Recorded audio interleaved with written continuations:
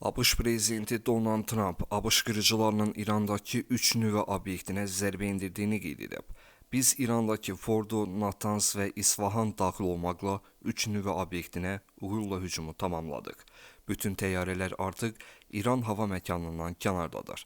Əsas obyekt olan Fordo üzərində bomba yükü atıldı. Bütün təyyarələr təhlükəsiz şəkildə evə qayıdır. Amerikalı döyüşçülərimizi təbrik edirəm. Dünyada bunu edə biləcək başqa bir ordu yoxdur. İndi sülh zamanıdır. Bu məsələyə diqqət yetirdiyiniz üçün təşəkkür edirəm.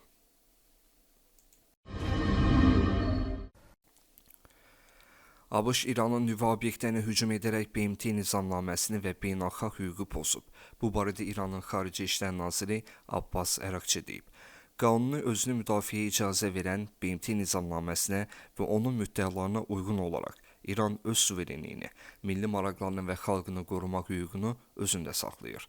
Əraqçı əlavə edib ki, BMT-nin hər bir üzvü bu son dərəcə təhlükəli, qanunsuz və cinayətkar davranışından narahat olmalıdır.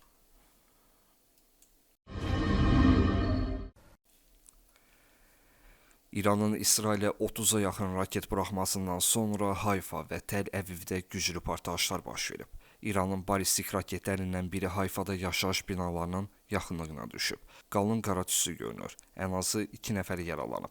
Axtarış əməliyyatları davam etdirilir. Yaşayış binasına ciddi ziyan dəyib. Raket qalıqlarının düşdüyü ən azı 10 yer məlumdur. İsraildə yeni raket təhlükəsi elan edilib.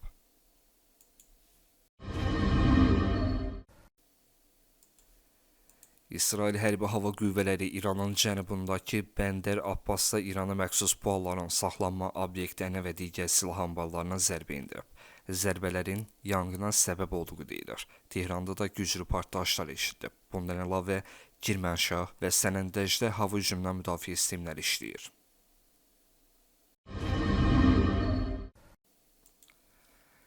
Münaqişənin şiddətlənəcəyi təqdirdə İran İsrailin Dimona şəhərindəki nüvə obyektinə vura bilər. Bu barədə Əl Cəzirə kanalı yüksək rütbəli İran rəsmisinə istinadən məlumat yayıb.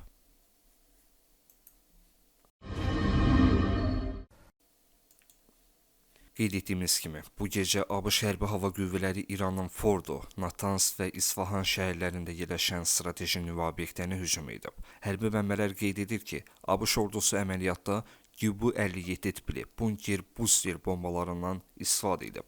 Bu bombalar yerin 60 metr dərinliyindəki möhkəmləndirilmiş obyektləri belə dağıtmaq gücünə malikdir. Fordo, Natanz və İsfahan kimi İranın nüvə proqramının əsas mərkəzlərinin hədəf alınması regionda böyük gərginlik yaradıb. ABŞ Hərbi Hava Qüvvələrinin İranın nüvə obyektlərinə hücumunun görüntülərini təqdim edirik.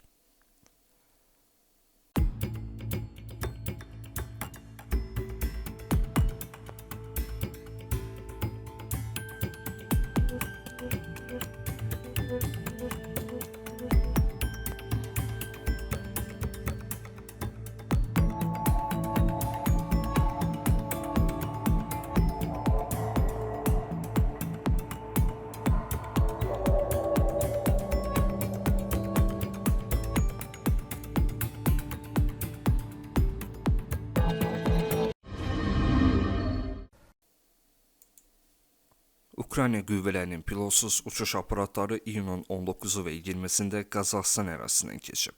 Bunu Rusiya Xarici İşlər Nazirliyinin rəsmi nümayəndəsi Mariya Zakharova deyib. Moskva Ukraynanın Qazaxıstanın hava məkanından Rusiya ərazisindəki obyektləri hədəf alan PUA uçuşlarını pisləyir. İyunun 19-u və 20-sində Ukrayna qüvvələrinə məxsus bir neçə PUA-nın Qazaxıstanın ərazisi üzərində uçuşu qeydə alınıb. Görünür, Rusiyaya zərbələr endirmək məqsədi ilə. Biz müttəfiqlərimizə və kollektiv təhlükəsizlik müqaviləsi təşkilatı üzünə qarşı belə hərəkətləri qətiyyətlə pisləyirik. Ukrayna Vaşinqtona ABŞ-dan almaq istədiyi silahların siyahısını verib. Siyahıya Patriot sistemləri də daxildir. Bu barədə Ukrayna prezidenti Vladimir Zelenski deyib. Onun sözlərinə görə, orada çox böyük məbləğ var. Bura Patriot sistemləri də daxildir. Dediyim kimi, biz bütün paket üçün pul tapmağa hazırıq. Zelenski həmçinin əlavə edib ki, bu ABŞ prezidenti Donald Trumpla müzakirə olunacaq mövzulardan biridir.